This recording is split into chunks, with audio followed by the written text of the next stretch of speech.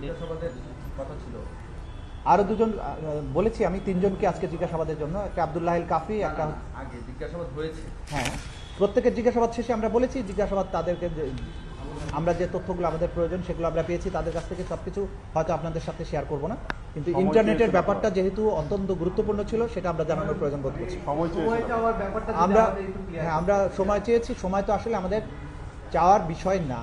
আপনারা জানেন যে এই মামলার তদন্তকালে কতদিনের মধ্যে শেষ করতে হবে আইনে কোনো সুনির্দিষ্ট বিধান নেই, কিন্তু এত বড় গ্র্যাভিটির একটা মামলার প্রপার তদন্ত করা, প্রপার একটা রিপোর্ট সাবমিট করার জন্য অনেক সময় প্রয়োজন।